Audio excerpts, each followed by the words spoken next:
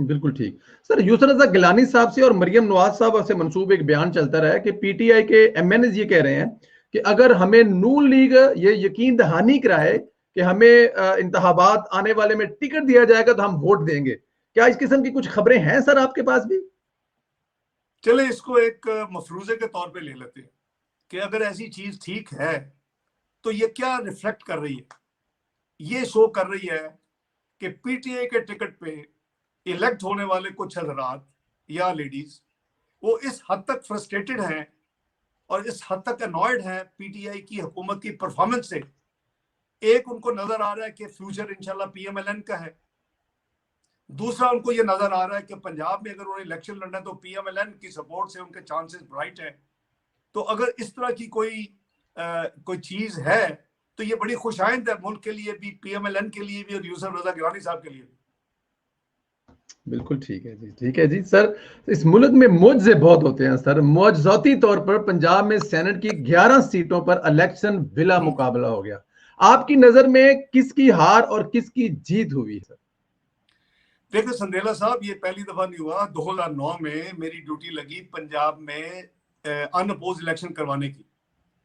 सरदारी साहब ने और यूसुफ रजा गिलानी साहब ने बहसीयत प्राइम मिनिस्टर मियां नवाज शरीफ साहब को रिक्वेस्ट की कि आप इसहाक डार साहब को कहें कि वो कोशिश करके पंजाब में जिसका जो हक है वो दिलवा दें, और ताकि वहाँ ये जो यानी अजीब किस्म के मामला होते हैं जो बिकने की, आपने वीडियो देखी है पीटीआई के लोगों की और नोटों के अंबार देखे हैं, उस तरह की कोई जो मंडी है वो ना लगे और जिसका जो हक है वो मिल जाए।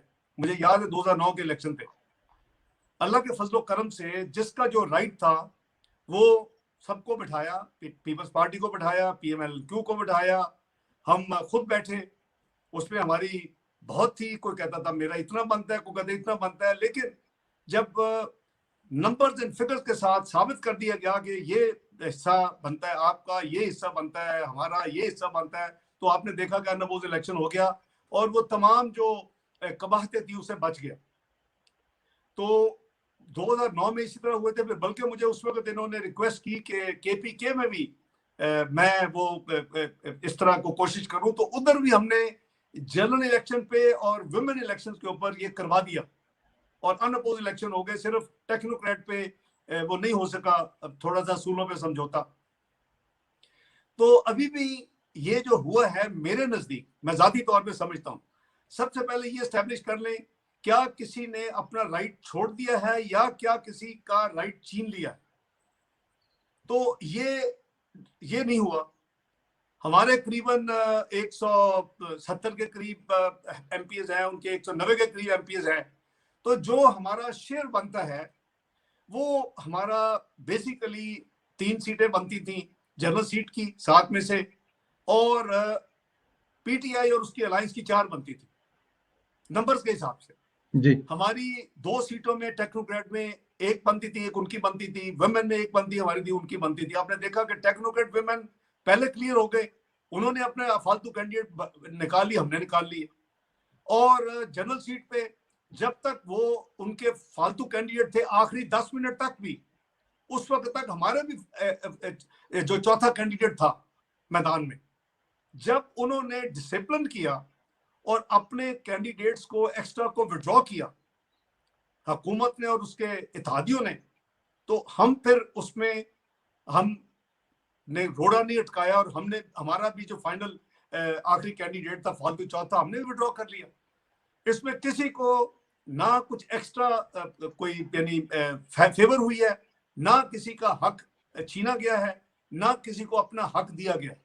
तो ये तो मैं समझता हूँ कि एक पीसफुल और एक पॉजिटिव चीज इसको गिननी चाहिए कि अगर आप अपने अपने हक के ईमानदारी के साथ बैठ के फैसला हो सकता है, उस फैसले को करके आप वो सारी जो स्पेकुलेशन थी और जो खबरें आ रही थी, जो टीवी वाले पुरानी वीडियो चला रहे थे जी अब भी ये हो रहा है, उस तमाम बुराइयों से हम बच गए। तो मैं तो उसको पॉजिटिव देखता हूँ। बिल्कुल ठीक है। अच्छा सर, इसमें एक क्वेश्चन मैं, क्योंकि मेरे सुनने वाले हैं वो आपसे कुछ क्वेश्चन भी करते हैं तो हम बहुत कम लेते हैं, लेकिन क्वेश्चन ले रहा हूं नीचे से मैं एक, कि पीटीआई की जो हुकूमत है वो सुप्रीम कोर्ट में इसलिए गई है सेनेट के ओपन बेल्टिंग रहे ताकि करप्शन रुक सके, एमएनए एमपी करप्शन ना कर सके। लेकिन दूसरी तरफ उनकी पार्टी के अपने लोग इल्जाम लगा रहे हैं कि सिंध में, चले नाम लेते हैं, एक अबड़ो साहब है, बलोचिस्तान में कादर साहब हैं, उन्होंने 70 करोड़ और 35 करोड़ पे देकर सीट खरीदी है।